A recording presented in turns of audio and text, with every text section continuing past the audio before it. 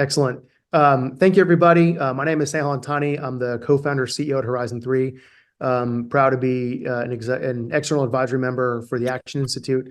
I'm going to talk today about the role of autonomous agents in offensive cyber and this concept of offense informing defense. And this talk very much comes from a practitioner's perspective. So when you look at my background, I started my career as a software engineer. So I graduated Purdue computer science, and then started my career at IBM as a software engineer in the middleware and distributed systems space.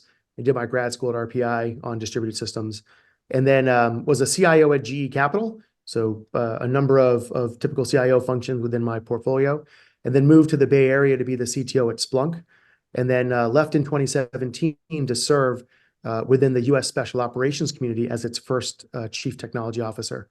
And it was my time at JSOC where I met my co-founder, Tony. He retired from the Air Force. I finished my service time, and then we started Horizon3 together. And just a bit about kind of our roots and the underpinning of what I'm going to talk about a third of my company is former Special Operations, NSA, CIA type offensive and defensive cyber practitioners, and 2/3 are nerds and skinny jeans that know how to build, ship, and sell software. 80 million in venture capital raise, 130 employees, 1,300 customers across 30 plus countries. And last year, we were one of the best performing cybersecurity companies within our stage. So with that, what I'll talk about for this session is understanding the anatomy of an attack, talking about the role of AI and how that's going to accelerate attacks and lower the barriers of entry, and then the importance of community throughout all of this, and partially why I'm excited about the work being done by the Action Institute. So with the anatomy of attack, I'm going to start with the story. And the story is in 2022, the Japanese armed the Ukrainians or provided support to the Ukrainians. The Russians allegedly got upset and ransomwared a small manufacturer in Tokyo. And that manufacturer in Tokyo provided all of the cup holders to Toyota. And because of just-in-time logistics and lean manufacturing, Toyota had to shut down 28 production lines, and it cost them nearly $400 million in economic damage over cup holders. And the reality, or the flex, was not that the Russians could ransomware a small company. They knew exactly where to apply the least amount of effort to cause the maximal amount of pain. And what you realize as a CIO is that your attack surface is no longer just your own enterprise IT, which is on-prem, cloud services, SaaS services, and so on, but it is also the security posture of your suppliers and your distributors. So if I wanted to raise the price of avocados, I don't have to just attack the farm.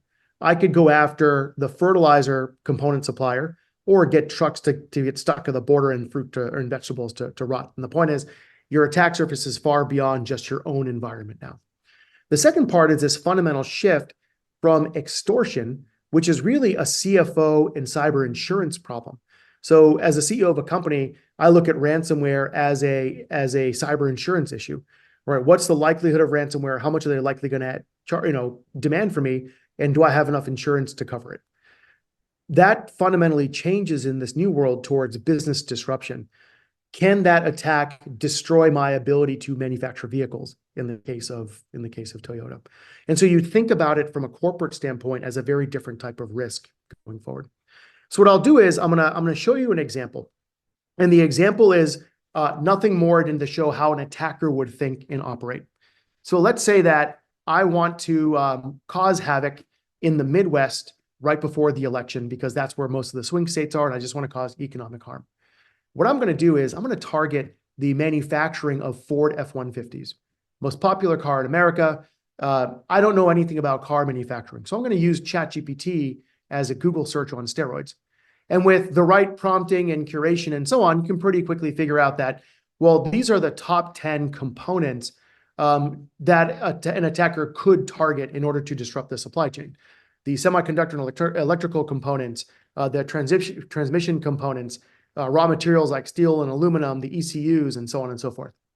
Okay, it's a decent starting point. From there, I want to understand, well, what are the primary component suppliers to the Ford F-150 and to automotive in the Midwest in general? Lear Corporation, they provide all of the seating and electrical systems. has 169,000 employees. They probably have a decent cybersecurity budget. Tenneco provides all of the suspension and aftermarket components. 73,000 employees, probably a decent cybersecurity. And so when you think about AI for offensive cyber, you really want to break it up into two categories. The first category is what I just described, and what Microsoft and OpenAI and others talked about in the use of generative AI to conduct open source intelligence research on a target in order to do target selection like I just did, as well as using generative AI for effective spear phishing campaigns to gain that compromised credential in your initial access, or to research systems and protocols. And to be honest, while that's cool, that's not overly interesting to me as an attacker. What's really interesting is the role of autonomous agents that can attack, or in the good guys' word, that can pen test. And that's really what we focused on at Horizon 3. So we invented or brought to market the first autonomous agent for pen testing. In 2022, that autonomous agent was dropped into a bank that with no credentials, no knowledge, no cheating, no pre-scripting, and in 7 minutes and 19 seconds, conducted reconnaissance, built out a cyber terrain map, and successfully executed self-directed actions to become domain admin. And it took 7 minutes and 19 seconds to do that. In 23, as we continued to improve the algorithms, it took 4 minutes and 12 seconds. And now this year, we suspect it'll take sub 60 seconds. And the question is, in less than 60 seconds, can a defender detect the alerts, characterize the risk of the alerts, and actually do something to stifle the attack? And the answer is probably not. And therefore, if you extrapolate, the future of cyber warfare will be algorithms fighting algorithms with humans by exception. And if you take that as a starting point, we should expect a radically different architecture going forward, and this is why I get especially excited about the work that the Institute is doing. I'll pause there. Does that backdrop make sense to you guys when you think about the different forms of cyber? And on top of that, this concept of that I learned in the special operations world was stacked effects. You can do two different maneuvers independently, and you get 1 + 1 is 2. But if you synchronize those maneuvers, you get 1 + 1 is 3. And so if you think about an attacker, their ability to do highly effective target selection and then highly rapid compromise is a stacked effect. In that scenario, 1 + 1 is 50, right? And you're going to get a much bigger outcome as you combine those tactics together. So I'll pause there. Any questions, Shinan? Anyone else? Does this make sense so far? Yeah, I am very interested into the task you are choosing here. What is the attack target here for your autonomous agent to look at? It's a great question. Hold on to that, and I'll talk about technical objectives and the reward functions under the covers. That's a good question. Yes. All right, so let's kind of go on to the next part. What makes this especially difficult to solve, there are many reasons why this is hard, is go back to the market for a moment.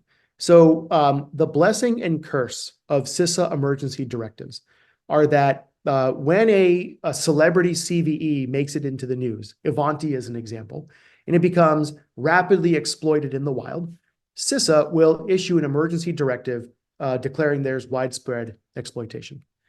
What happens when they do that is every IT organization in the world has to treat this like an IT incident or an outage, which means you have to stop everything you're doing as a business, and you've got to surge all of your resources to assess, am I exploitable? If so, where? Have I properly fixed it? How do I prove to leadership that we're good to go? And when you look, and this is actually from the Verizon DBIR report that came in this week or last week, when you look at KEVs, within 30 days, 85% of those CISA KEVs are still not remediated. At 55 days, it's 50% are not remediated. At 180 days, 20% are unremediated. And these are KEVs that are declared to be widely exploited. And part of the challenge is that when you get a KEV in wide exploitation, time is the enemy. Because on average, about 7 days or less, every script kiddie to every nation state to every ransomware gang and so on has now looked at this, weaponized it, and is now using it as part of their attack. And so what you have to do as a CIO or a CISO is quickly understand, am I exploitable? Have I fixed it? Prove to my leadership that I'm good to go. And this has caused a significant amount of chaos in the entire process of running an IT shop, because of how often KEVs are now coming out. Because remember, it's in CIS's best interest to aggressively notify and declare a KEV because they want to make sure that they're properly notifying people. But at the same time, it is significantly disruptive from a business standpoint.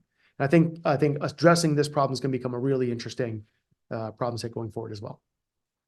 The next part is we over-rotate towards KEVs and CVEs in general, but that's not how attackers operate. If you look at over the last 50,000 pen tests we ran, of the top 10 techniques dynamically selected by our attack algorithms, only 9 out of 10 had nothing to do with vulnerabilities, with actual CVE named vulnerabilities. They were different types of tactics around brute force, credential dumping, man-in-the-middle relay type attacks, and so on. And only 1 out of 10 of using those CISA KEVs was selected. And when you categorize those, this is really a combinatorics problem. It's how do you dynamically select different types of weaknesses that could cut across exploitable CVEs, misconfigured software, dangerous product defaults, misconfigured security tools, like is your EDR properly preventing OS credentials dumping from occurring, to ineffective policies like your password policy, down to different techniques to harvest credentials from OSINT to compromised processes and so on and so forth. And it's a combinatorics problem of selecting the right weakness in the right sequence in the right time on the right machine to achieve an objective. And those objectives include compromising your domain, borrowing into critical infrastructure components like your VMware environment or F5 environment, compromising hosts, gaining access to sensitive data, so on and so forth. So when I started Horizon 3 and when we were building out the capability, for me, it was, this is a graph analytics problem at its core, but also it's a combinatorics problem. It's not a brute force, start with CVE 00001 and then enumerate through CVE 10 million and everything in between. It's how you're going to combine different classes of security weakness together. And as an industry, we tend to over-rotate towards the CVEs, but the reality is attackers have adapted and they focus on the other bullet points below that in that section. Does that make sense so far? Okay. So let's talk about this in practicality. So I'm going to walk through several attacks that were executed by us that are also attacks that you'd see in the real world. So this is a financial organization. I think they had 5,000 hosts within their environment. So a mid-market, upper mid-market type company. They want to assume breach. So they assume the attacker can breach their perimeter, and they want to start a pen test or an attack on a single host within their network. So that's where they'll deploy that autonomous agent. That autonomous agent, Node Zero is what we built, that's our product, will conduct recon and enumeration and discover everything that's network reachable from that point. If it can defeat segmentation, it will. If it can harvest creds, it will, and so on. It then organizes all of that data into a cyber terrain map, is what we call it, which is really a knowledge graph. It's every host, port, service, credential we found, so on and so forth, and the relationships between them. Now, in this case, the customer had Fortinet installed, yet the autonomous agent, Node Zero, was still able to get code execution on a box. It successfully dumped credentials, and then it used those credentials to log in as domain admin on the domain controller. The question is, how did that happen? Fortinet, in this case, was installed as the EDR, but this is true for any EDR that's out there. It's easy to misconfigure them. The EDR was installed, yet the autonomous agent was still able to get code execution. And what happened was, out of the 5,000 machines, the EDR agent was misconfigured on 3 of them out of the 5,000. And the attackers only have to be right once. Defenders have to be right every single time. And then the question was, well, yeah, okay, I get that it was misconfigured on 3 agents and the attacker was able to gate code execution. But in that lateral movement, why were the user behavior analytics modules that look for credential abuse not triggered? And the reality there is, in this case, the customer didn't buy the right module. That's a whole nother reality of the world of what you're sold isn't necessarily what you think you have. But more importantly, a lot of these user behavior analytics algorithms that have been productized and brought to market require pristine logging data to build their baselines. And rarely do organizations have pristine logging infrastructure in place. Their logs are dirty, they're chaotic, they're noisy, and it becomes difficult for baselines to be created. And therefore, the effectiveness of these kinds of UBA algorithms is highly suspect. I'll pause there. Any questions so far on this example attack? Cool. Good use of your time so far? Makes sense? Great. The next attack is that attackers don't hack in, they log in. So a very common tactic is once an attacker gains initial access, they're going to start listening on the wire for NTLM hashes that are being passed from machine to machine. And really what this comes down to is LLMNR as a form of DNS that is often configured by default. And when you think about DNS, typically it's, I'm looking for host 2, I'm going to do the DNS lookup and I'm going to resolve directly to host 2. Well, in LLMNR and multicast broadcasting, instead of doing a point connection, host 1 will push out to everything on the wire, host 2, where are you? And then host 2 will come back and say, here I am, please connect. And then they'll connect and they'll start the handshake and go and so on. Well, man-in-the-middle poisoning in this regard is you've got a nefarious process on the network that is answering every multicast request that goes out. Host 2, where are you? And the malicious process can say, here I am. And then the handshake process starts, and part of that handshake is receiving the NTLM hash. And that malicious process will collect as many NTLM hashes as possible and then start to crack them. Very typical way to compromise. So in this example, we successfully grabbed an NTLM hash through DNS poisoning. From there, we're able to successfully crack that NTLM hash into its clear text credentials. And then from there, we're able to successfully find users on the network that had not yet set up their multi-factor authentication in Office 365. An example here is in Office 365, you can do a group policy that says everyone must have MFA, but until a new employee actually logs in and configures it, it's not set up. So attackers will sit there and look for changes of employees on LinkedIn and then target those employees in the first few days that they've joined your company because it's most likely they haven't yet set up MFA. With that, we're able to successfully gain access to the email system, the Outlook email for that particular user. And then once you've got access to the Outlook system, you can start to do lateral phishing and other types of techniques to start to permeate throughout the organization. When we did analysis of the NTLM hashes we had cracked across all of our customers, 80 on average in any given op, 80% of the hashes were cracked in 15 minutes or less. And this wasn't using any crazy quantum computers. This was straight up off-the-shelf GPUs. 6% of users on average had passwords based off the company name. 10% of service accounts, WebSphere admin, VMware admin, the user ID and password were the same. And then 26% of accounts had some sort of pattern. And then finally, if you're an IT admin in New England, you likely had a password something of Tom Brady is the GOAT. And if you're an IT admin in Atlanta, your password is something like 28-3 WTF, right? Or something like that. But what we found were regional behaviors of patterns based on local sports teams and so on and so forth. And so the reality is that attackers don't have to hack in. Often they're able to successfully compromise your credentials through a variety of techniques and then log into systems as domain user.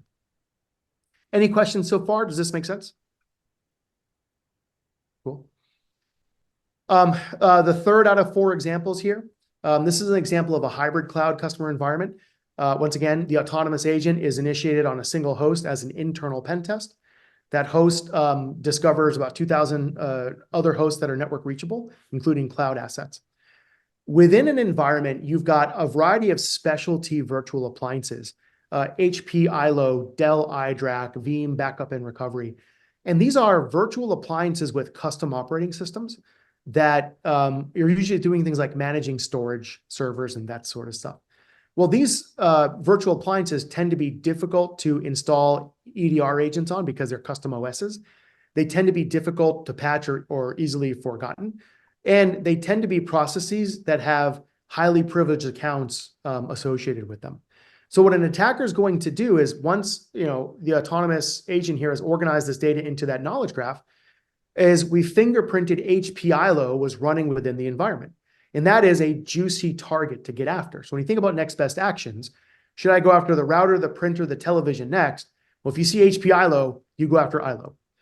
With ILO, there are known vulnerabilities to get you code execution. And HP ILO stores all of its cached passwords in clear text in memory. And so as an attacker, you're able to get code execution and successfully dump the clear text credentials And now as an attacker, I've got a whole treasure trove of interesting user IDs and passwords. From there, we were able to successfully log in as a domain user to a neighboring machine. We were then able to pilfer the file system that the domain user had access to. And within that file system, we found a key store file that gave us production access to the AWS environment. We were able to get full domain compromise and full cloud compromise. And what's amazing here is two things. One, not a single human was involved in this attack, with no prescripted agents and no notion of what was happening.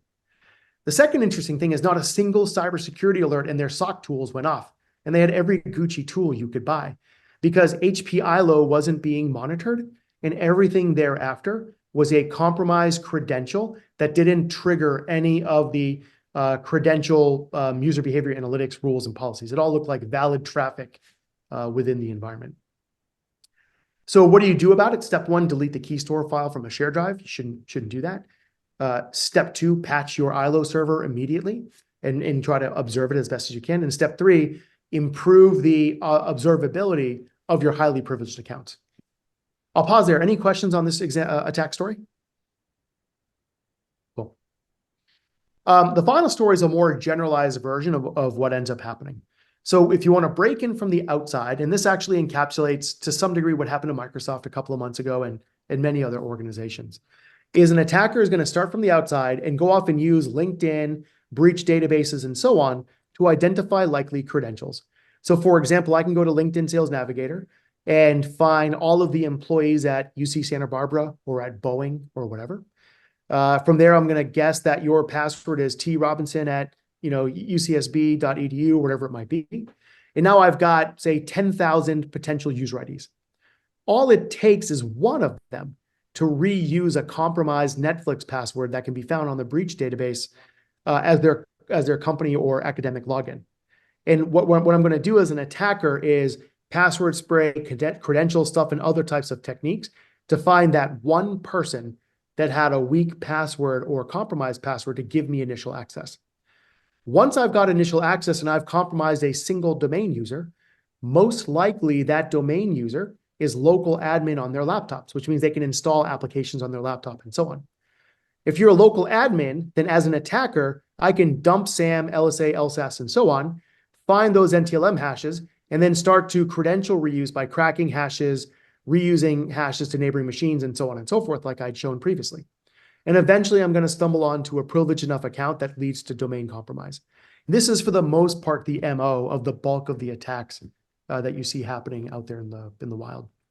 There is no magic defensive AI button here. It's all about getting the basics. Do you have password policies properly implemented, or are they weak? Do you have local admin privileges properly managed or not? Are your Active Directory groups too permissive? Was your EDR properly configured to prevent OS credential dumping? So on and so forth. And in over 50,000 pen tests, not 26, but actually over 50,000 pen tests now, I had mentioned user behavior analytics tools never stifled our lateral movement. Certain MSSPs and SOCs took over 7 hours to detect and respond to the attack, which meant that it was a smash and grab. We were in and out before the SOC even could action the alert. And then finally, I mentioned it took 4 minutes in our fastest from start to finish to get domain admin within a financial institution. I'll pause there. Any questions so far? Cool. So I'll try to speed up a little bit here in the 27 minutes we have left.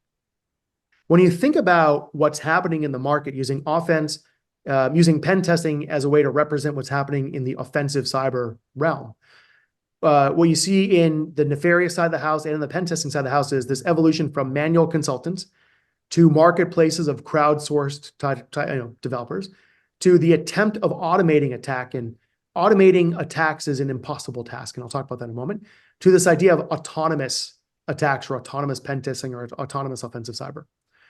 Think of when IBM played Kasparov in chess a bunch of years ago. IBM didn't hard code 40 million chess games. They looked at every piece on the board and determined the next best action. You cannot automate pen testing or offensive. There are way too many permutations. And so you end up in this never-ending battle of trying to add the next permutation. It just doesn't work. And that's why there's a graveyard of compliance automation companies and technologies out there, because they just couldn't keep up with the permutations.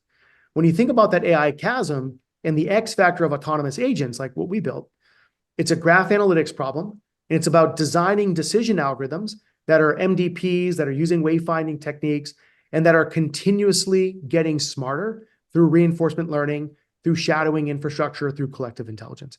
And those kind of became the underlying architectural components of what we've gone off and built. So every time we run a pen test, we're collecting telemetry from the customer's environment, and we're feeding that in to our reinforcement learning mechanisms, and we're using these techniques to determine that next best action. When you think about shadowing, I've got version 1 of my attack decision. I've got version 2 shadowing in the background, no different than how Tesla FSD algorithms get swapped back and forth. And what decision did algorithm version 1 make?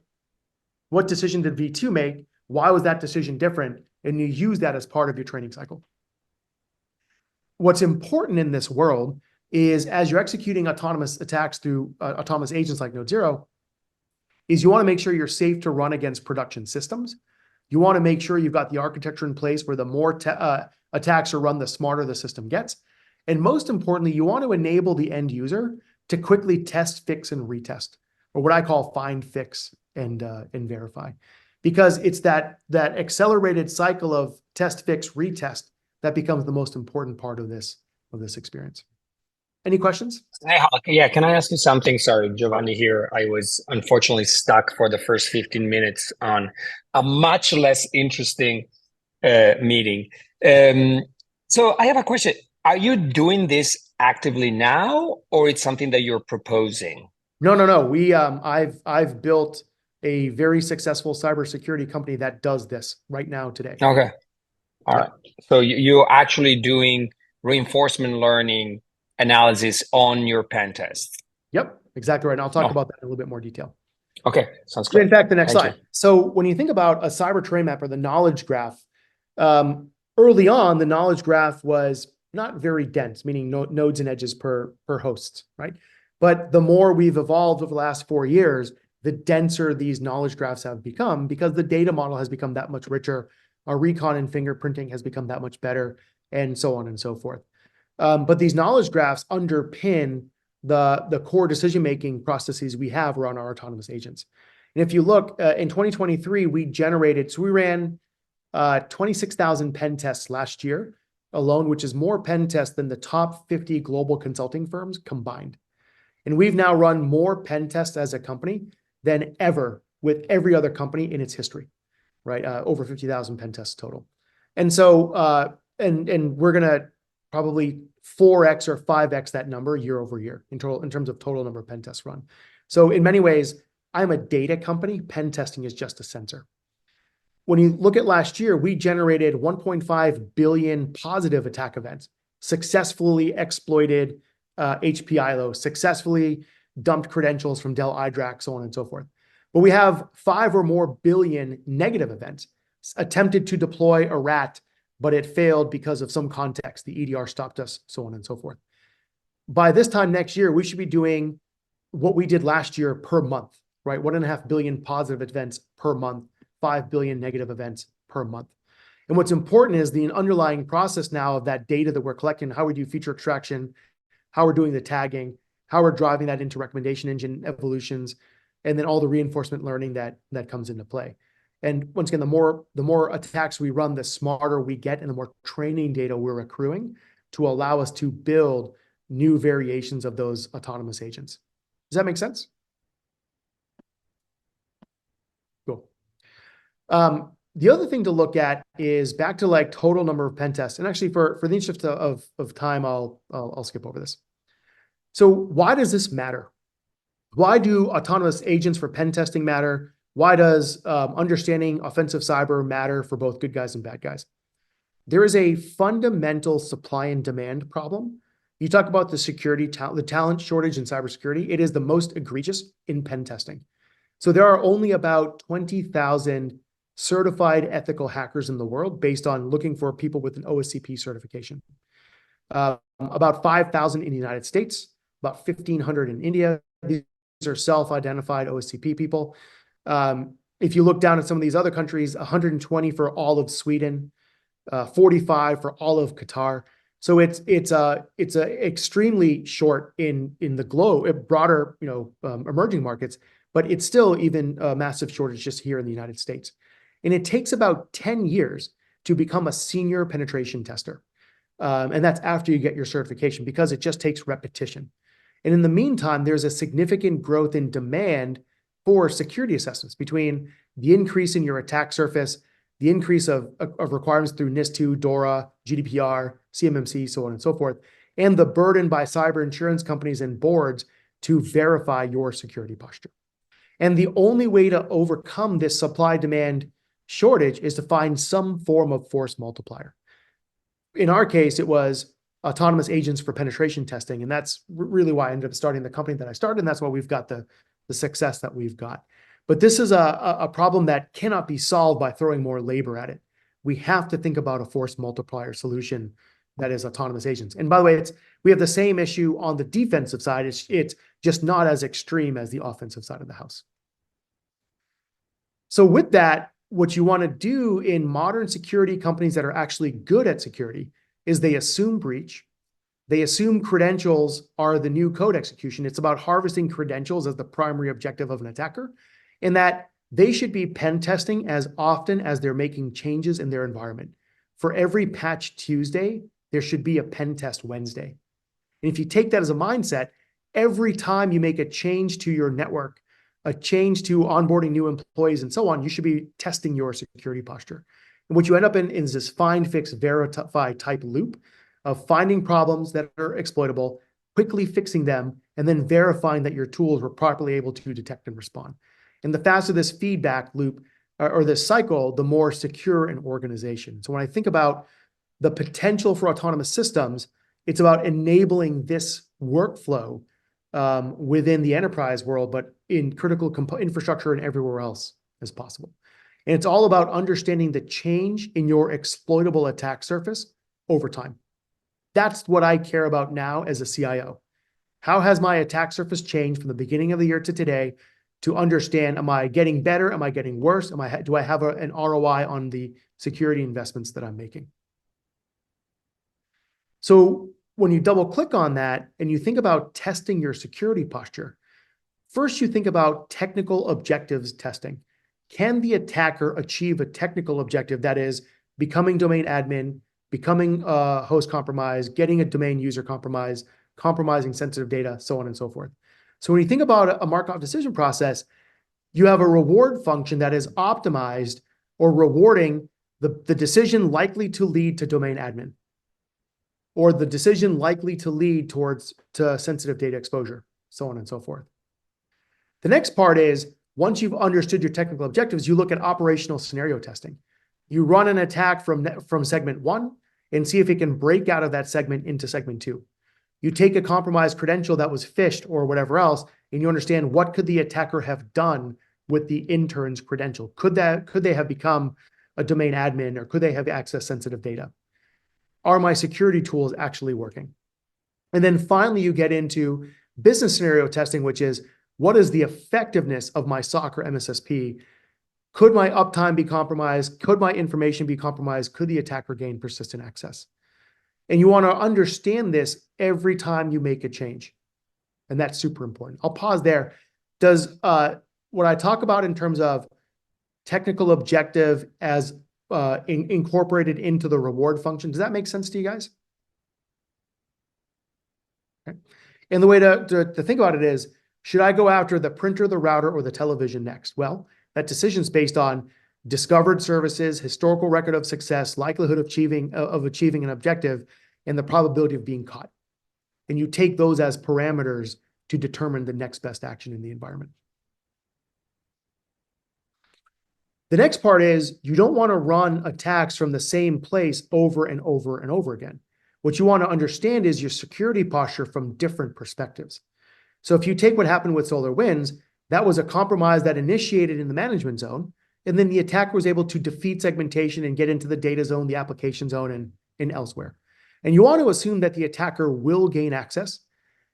Access could start in any segment, and you want to understand the blast radius from that segment to understand the impact to your organization. You want to understand how that blast radius changes over time.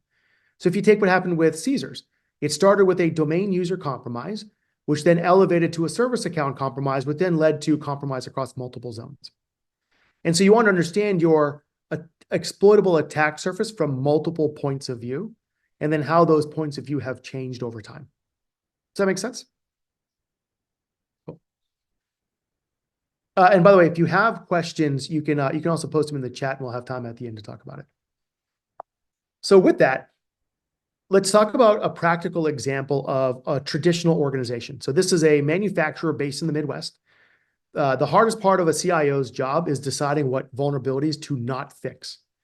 And the reason why is when you decide not to fix something, you have implicitly accepted liability for it. So if that is what is used by an attacker to compromise you down the road, you can be certain the board's going to come after you, you're going to get fired, and you could be held liable civilly. And so deciding what not to fix is a really big deal, and you want to prioritize problems that can actually be exploited. The next thing that matters is you want to make sure that your security tools are actually effective, and you want to use autonomous agents like Node Zero or pen testing as a sparring partner. And then the third is you want to be able to rapidly make sure you are not exploitable to the latest KEV that comes out. So our customers, what we see in the adoption of autonomous agents for pen testing is that customers shift from 1 or 2 pen tests a year to 40 or 50 pen tests a month, if not more frequently. And what you'll see is the more pen tests they run in blue, the more problems they find in orange. But they inevitably hit this inflection point where there is suddenly a rapid decrease in weaknesses per host that were found. And that inflection point is because the red and the blue teams stop hating each other, and they properly start to find problems, fix them together, and then retest to verify that the problem has been fixed. And that's what really represents this idea of purple teaming. And purple teaming is a culture. It's a relationship between the red and the blue team whose goal is to proactively secure the environment.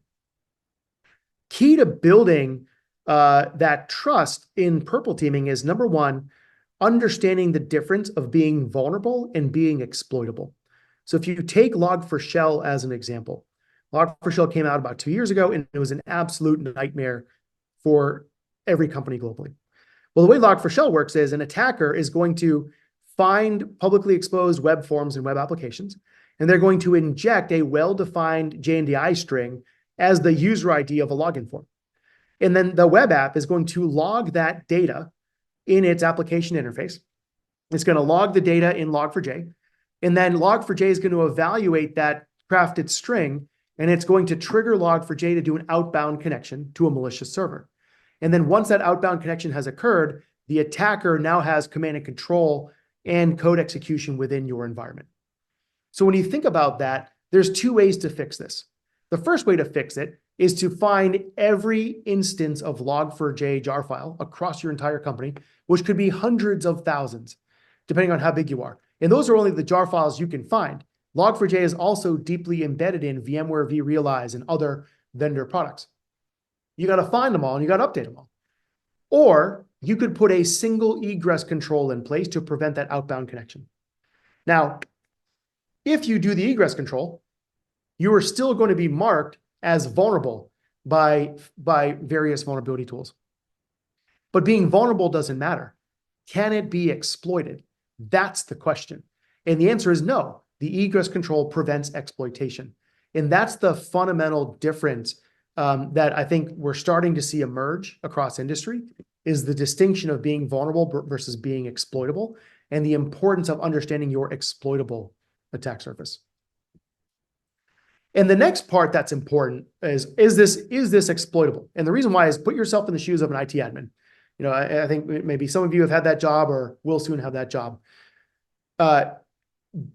You may be asked to skip your kid's basketball game, skip your daughter's play, cancel your family vacation to patch Log4j. And you better be doing that because you have to, or you're going to be very angry as an employee. And I kid you not, that's what happened. Log4Shell hit right before Christmas, and all these poor folks had to come in and cancel their plans and fix it, even though they could have put a single network egress control in place and gone back to Christmas with the family. The second thing that matters is proof.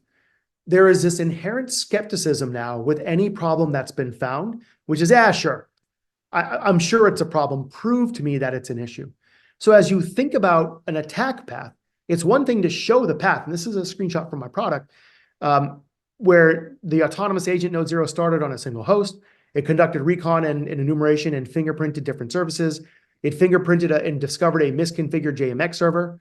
It successfully got code execution and deployed a rat. From the rat, it successfully dumped SAM and grabbed an NTLM hash. And from there, verified against SMB that we had domain admin access. So because there are very few pen testers in the world, the primary user for these kinds of tools are going to be IT admins and network engineers that have no offensive experience whatsoever. And this is going to be true as autonomous agents become proliferated throughout the industry. The end user is not a security expert. And so the user experience and explainability becomes absolutely paramount. Here is the impact, domain admin. Here is the path for how we got there. And if you don't believe us, click on that host compromise. There's the command we ran, and there is the output of that command to prove we got code execution. So if you don't believe me, copy and paste that command yourself and run it against your environment, and you'll see that this is a real thing. And this is why false positives cannot even be a factor in the world of autonomous agents, because you've got to be able to show the proof of exploitation to buy down skepticism by the end user. From there, don't just tell me I have a problem. More important is tell me how to fix it. And this becomes super critical in any attack type system. Is, okay, here is exactly how you fix JMX misconfigurations that led to host compromise. You've got multiple options. Go. And as you fix them, the ability to retest to verify that you've actually fixed the misconfiguration in that JMX server. That's the end experience that will be required by anyone that is building and delivering autonomous agents for offense. I'll pause there. Does that walkthrough make sense to you guys? Cool. Okay. Can I ask a very little question? Sure. So on this map which you displayed before, is the initial node, is it assumed to be vulnerable, or your system also generates this first exploit for this node, or it's just assumed to be vulnerable? It's a great question. So what's important is there shouldn't be any cheating. So in this example, the autonomous agent runs as an unauthenticated user in an isolated Docker container on that host. That's it. And then from there, it gets an outbound network connection to command and control services in the cloud. But it doesn't use anything on that host because that would be cheating. You assume that host has been compromised, and from there, what could happen is how we do it. Thank you. Yep. All right. So let's kind of rip through a few more things here. And I'm sorry, I'm going a little bit slower than expected. In fact, I'll do something here. So the next part here is, are my tools actually working? So when you think about the ability to load a rat on a box, remote access tool on a box, the number one job of an EDR, whether it's CrowdStrike, Fortinet, SentinelOne, or anything else, the number one job is to prevent rats from being deployed. Then it's to, if it has been deployed, to prevent it from dumping LSAS and other critical processes. Like, that's the only reason why you buy these technologies. If we successfully deploy a rat, the number one question is why? What happened? And when you look, this is over a 2-week period of time, we attempted to install 553 rats over a 2-week window back in November.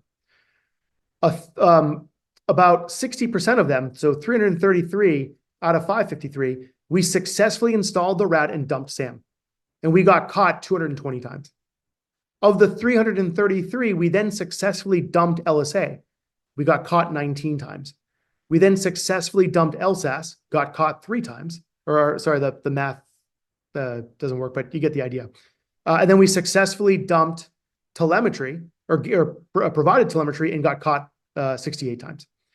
And so at the end, what it worked out to be was 30% of the time we successfully defeated the EDR and dumped SAM, LSA, LSAS, and got telemetry. And these were against the top 3 EDR products out there in the market. And the reason why is not that these tools are bad. It's that it's very easy to misconfigure them and not tune them properly and miss that checkbox for OS credential dumping and so on and so forth. Does that make sense? Cool. So what's important in autonomous agents is an audit log. Here is every command that was executed. Here is the timestamp it was run, the IP address it ran against, the mapping to various MITRE tactics. And the question you want to ask as a defender is, did we as a defender detect it, log it, alert on it, and stop it? For instance, at the bottom here, the autonomous agent, Node 0, was able to dump credentials from vCenter. Splunk, what did you see? CrowdStrike, what did you see? Why did you not detect this? What happened? What was my blind spot? And it's this sparring partner behavior that's critical to actually improving the security posture of an organization. When you, as I wrap things up here, when you think about the kind of the future end-to-end workflow, what I believe it looks like is you've got threat intelligence, and threat intelligence is not just writing blog posts, but it's writing exploit content that can be fed or added to an autonomous attack engine. That autonomous attack engine's goal is to find those exploitable attack paths and gaps in various controls, which then help you to prioritize improving your defenses, your automated remediation scripts, your logging scripts, your monitoring, your alerting, which then should help accelerate incident response. And that becomes the feedback loop that ties this workflow together. And that all of this needs to be underpinned by those cyber terrain maps and the knowledge graph analytics that I talked about earlier. And this is what we went off and kind of pioneered as a company. The next part of this that matters is thinking about the importance of ecosystem. So when you think about ecosystem, I think about it as a very difficult part of building attack content is you don't have access to the specific VMware product at the specific version for you to go off and build the exploit. So there's a huge issue around getting access to cyber ranges to build end-day exploits against a particular piece of software. And now you're at the mercy of IBM making it available to you or finding it through other nefarious means that are out there. The next thing is you want to have a space where you can actually benchmark the effectiveness of autonomous agents. Because just like you have an OSCP for humans, what we need now is the OSCP equivalent for autonomous agents to measure and benchmark the effectiveness of those agents. You then want to have common library of different misconfigurations and so on in order to be able to improve defensive actions. The next part here is the remediation repository. How do we maintain fix actions for things that have to be resolved in a way that lets the community get better? How do we go off and actually build detection engineering repos and indicators of compromise repos? Those right now are tucked away in individual GitHubs of individual Twitter influencers. And then finally, how do we get into production safe source scripts that are maintained at a community level? This is something I think like the Linux Foundation or other organization could be great at. So I'll end with two things. The first is, when I think about offense informing defense, this is how I see the world evolving. Autonomous pen testing and those knowledge graph analytics and the attack paths that were identified are an input to some sort of defensive analysis and orchestration. In that the defensive analysis and orchestration is really focused on 5 knobs and levers. Creating, destroying, and recreating environments, ideally that are ephemeral, being able to logically isolate a workload, being able to provide as needed access or revoke credentials that are compromised and so on, and dynamically improving or changing observability based on likelihood of leading to a compromise, and ensuring that every aspect of the system is private. And there are a set of APIs you can envision for any one of these that can be surfaced for an offensive agent to help manipulate in order to improve the defensive side of the house. And my last slide here is, gone are the days where you can run a vulnerability scan, run an annual pen test, run a tabletop exercise, and think that you're secure. Those days are over. Don't tell me we're secure, show me. Then show me again tomorrow, and then show me again next week. Because the adversary has a vote, and my environment is constantly changing. And if you want to do security right, it really requires these underlying principles. You have to assume breach. There's too many doors and windows. You've got to understand and continuously improve your reaction time. And you've got to understand and continuously reduce that exploitable attack surface. So I'll end there. I hope this was a good use of your time, gave you some ideas. We've got it recorded, which is outstanding. And we ended right on time. So thank you so much. Thank you so much, Snehal. Hey, unfortunately, I mean, Mhm. of course, I have a 2 p.m.